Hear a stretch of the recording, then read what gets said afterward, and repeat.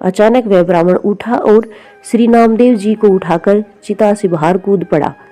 जब नामदेव जी कुछ समझ पाते, वह बूढ़ा अंतर्धान हो गया। स्वयं विठल भगवान ही उनकी परीक्षा लेने आए थे। इस घटना को देखकर सब आश्चर्यचकित हो गए। भक्ति की संगति चैनल में आपका स्वागत है। आज हम भक्त और भगवान की ऐसी कहानी सुनते हैं जो मन को छू लेती है। आज हम नामदेव और विठल भगवान की कहानी सुनते हैं। श्री नामदेव जी महाराष्ट्र के एक सुप्रसिद्ध संत थे। वे विठल भगवान के बहुत बड़े भक्त हुए। उनका ध्यान सदा विठल भगवान के दर्शन, भजन, कीर्तन में ही लगा रहता था। सांसारिक कार्यों में उनका जरा भी मन नहीं लगता था। वे एकादशी व्रत पूर्ण निष्ठा से करते थे और उस दिन वे जल भी नहीं पीते थे। एकादशी की संपूर्ण रात को वे हरि नाम का कीर्तन करते थे। एकादशी को वे अन्न न खाते, न ही किसी को खिलाते। एक दिन एकादशी की रात्रि को वे हरि नाम का कीर्तन कर रहे थे। उसके साथ अनेक भक्त भी कीर्तन कर रहे थे। अचानक एक कमजोर सा और हड्डियों के ढांचा जैसा वृद्ध ब्राह्मण उसके द्वार पर आता है और कहता है, मैं बहुत ही भूखा हूँ, मुझे भोजन कराओ, अन्यथा मैं भूख से मर जाऊंगा।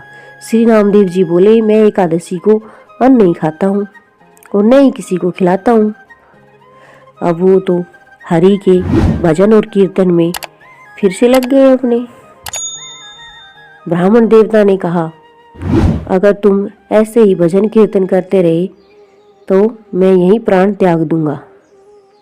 उन्होंने कहा कि मैं आपको भोजन कराऊंगा, लेकिन द्वादशी को जब सूर्य उदय होगा तो मैं आपको भोजन करा दूंगा। आज एकादशी का व्रत है, इसलिए मैं भोजन नहीं करा सकता।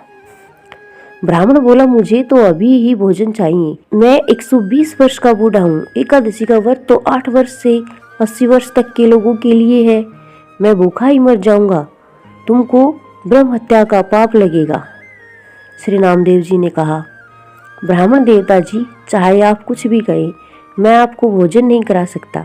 कृपया आप सुबह तक इंतजार करें। श्री नामदेव जी के इस तरह के व्यवहार को देखकर ग्रामवासियों ने श्री नामदेव जी को निष्ठुर कहा और ब्राह्मण को भोजन देना चाहा, परंतु ब्राह्मण ने भोजन लेने से इनकार कर दिया। कहा, मैं तो भोजन उन्हीं के हाथ से ग्रहण करूंगा और सिर्फ नामदेव से ही करूंगा। श्री नामदेव जी ने ब्राह्मण को भोजन नहीं दिया। कुछ ही समय में उनके प्राण पखेरु उड़ गए। वहां उपस्थित सभी लोग श्री नामदेव जी के प्रति अपशब्द कहने लगे और हत्यारा कहकर संबोधित करने लगे। अब श्री नामदेव जी कुछ न बोले और भगवान के भजन कीर्तन करते रहे।